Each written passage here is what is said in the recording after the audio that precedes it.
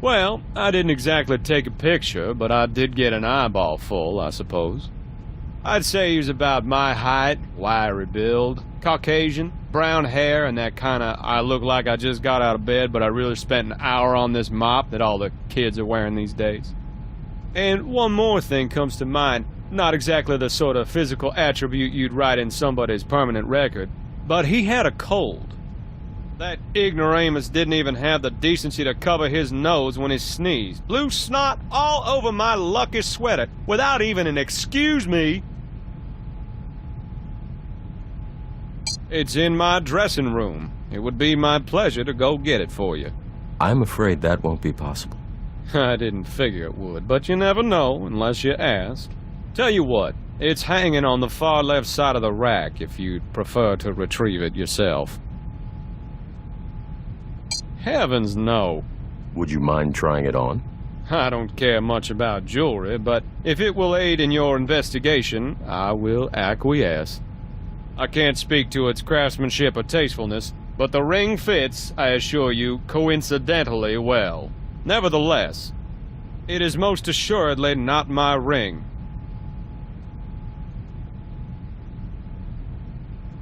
I didn't even know she had a phone to be wiped.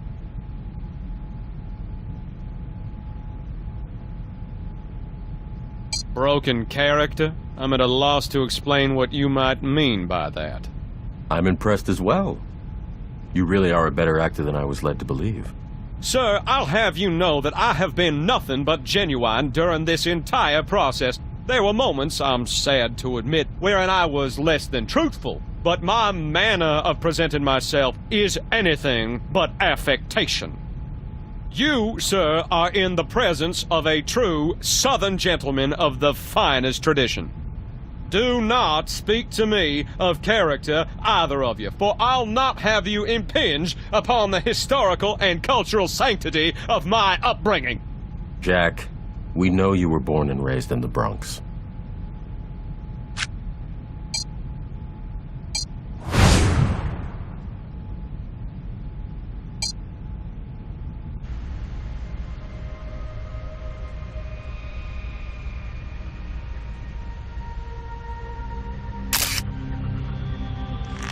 This looks exactly like the sweater he has on now. In fact, all of these sweaters look the same. I wonder how he knows which one is the lucky one.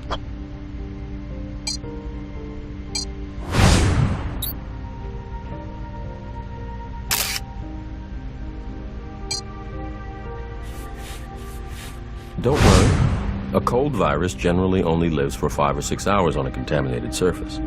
That said, it couldn't hurt to wash up and get a new set of gloves.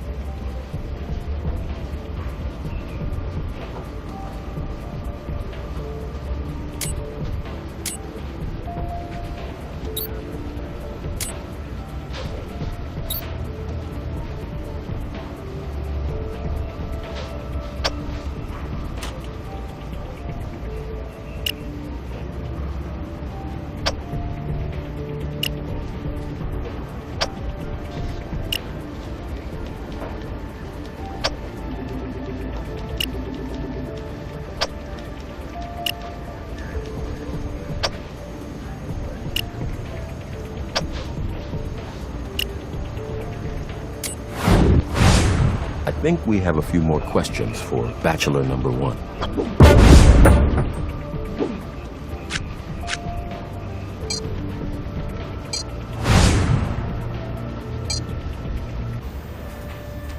Yeah? Do you have enough evidence?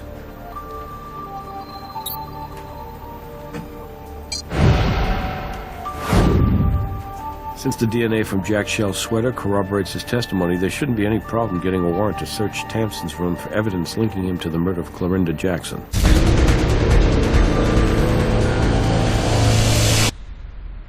Is there a problem, officer? Mr. Tamson, this is a warrant to search your room and possessions. If you wouldn't mind stepping outside, please. If I didn't know better, I'd think this was just another ordinary hotel room. Ah, this is where the hotel room illusion ends.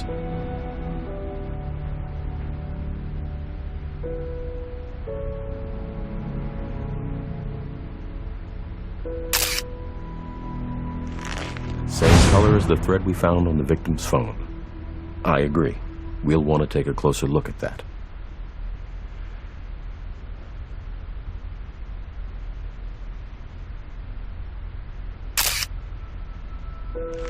These look like divorce papers from Ernest Goldwasser and Clorinda Jackson. The names are handwritten over what appears to be some sort of correctional fluid, and those dates are over 8 years ago. I don't think I'd try to pass these off as real, but I don't think that's the point.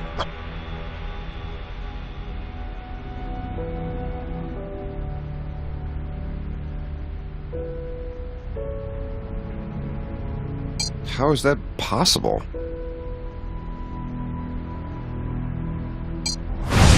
Really cover your mouth when you sneeze. You could spread germs. And DNA. Oh my god, that was when she died? You said it was like 10 p.m. I could have sworn I went out much earlier than that.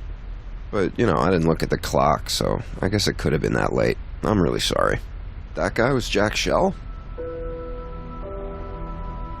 Hey, look, I wanted to replace something ugly from my past with something a little more hopeful, that's all. Did Clorinda see these? No. Those are all about my private hopes. We had a good thing. I got nothing.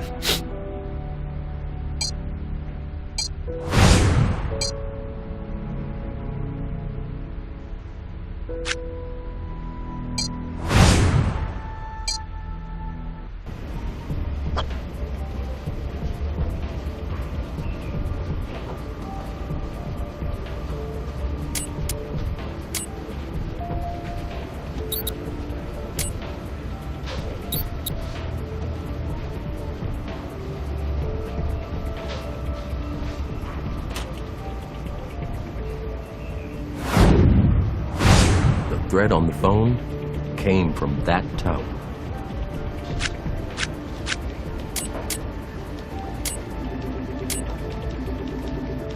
The light can't get through the correctional fluid. We'll have to figure out some way to remove it. Wait, I have an idea. If we look at it from the back, we should be able to highlight the impressions the typewriter or pen made on the paper.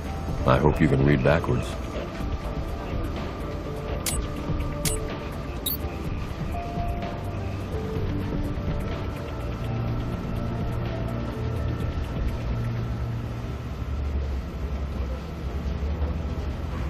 Steve Tamsin covered the names on his own divorce papers with correctional fluid, then wrote Ernest and Clarinda's name on top.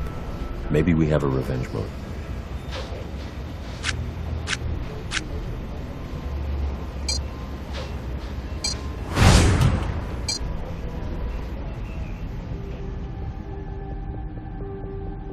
I'll bring him right up to interrogation.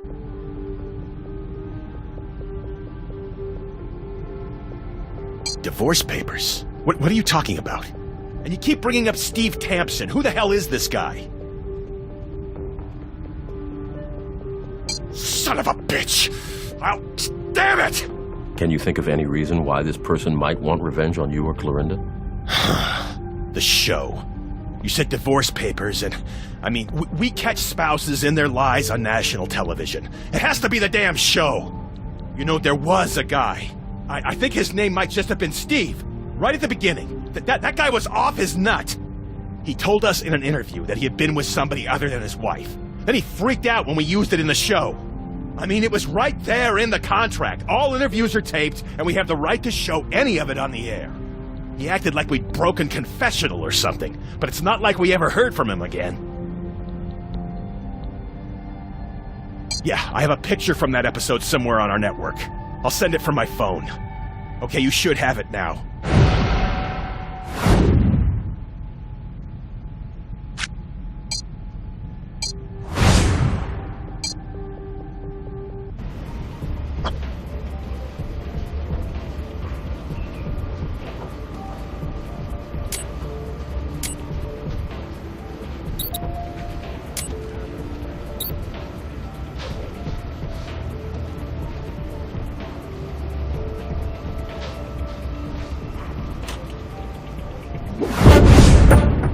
That ring on his finger looks exactly like the one we pulled out of the hot tub. The pattern of bruising on the victim matches the ring that Steve Tampson wore on Rumors. Let's go talk to Jim.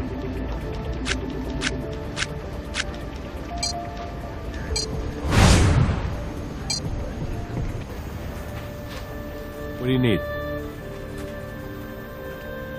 I'm going to need to see some evidence before I go to a judge.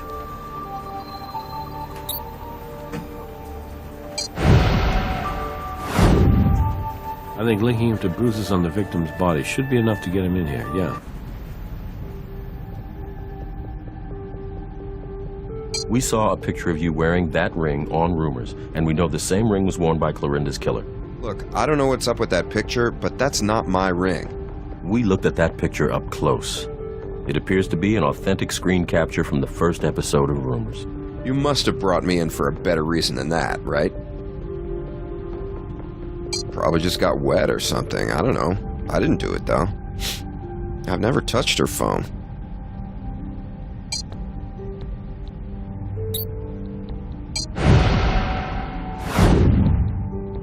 If my girlfriend wants to clean off her phone with my towel, what do I care?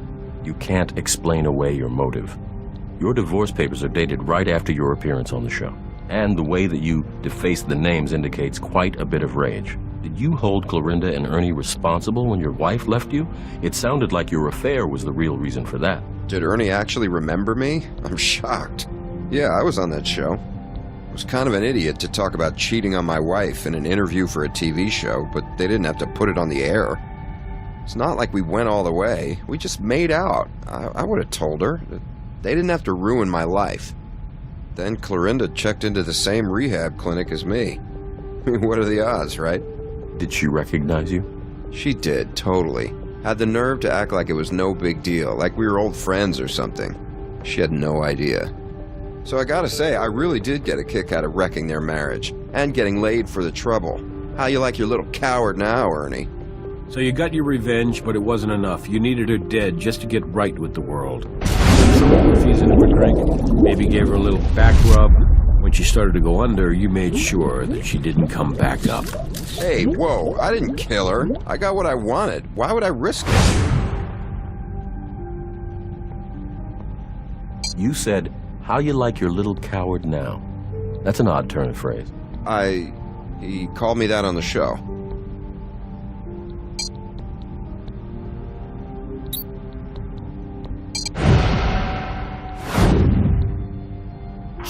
Bitch, I'll kill you and the little coward you're screwing. A call was made to check that voicemail at 10:15. It was in Clorinda's purse, and there are no prints on it. Strange for a shiny phone like that. You said you were alone in your room, at least after you saw Jack. If that's true, Clorinda couldn't have wiped the phone down with your towel, and you never did explain the ring. I think you're an excellent liar, Stephen, but eventually the details fail to connect, even for the best. We all heard you say, "Little coward." We've got it on tape. Do you really want all this to go to a jury? If you're going to take a fall, don't you want everyone to know your side of it? My side? Yeah, I'll tell you my side. I had the roofies from before rehab. I was going to get rid of them, but then Clorinda showed up. I thought I could use them to get her into bed, but turned out I didn't even need them. She wanted it. But then last night she pushed me, and I knew I had to end it. Then that idiot showed up with the booze, and I saw my chance. I slipped her the Mickey and went back to my room to get my wedding ring. It didn't fit anymore. Why did you need the ring? I had to show her. I had to show her the love that she had cost me. You think I gave her a back rub, Captain? I shoved that bitch under as hard as I could. I left my ring with her, because I finally didn't need it anymore. And the phone call, the message! I couldn't resist checking what Ernie had to say. I'll tell you, I laughed my ass off. Stephen Tampson, you're under arrest for the murder of Clorinda Jackson. You have the right to remain silent. Anything you say can and will be used against you. Well, Steve, no more rehab for you. But they tell me prison has a sobering effect on people. It's you. I should have known all along.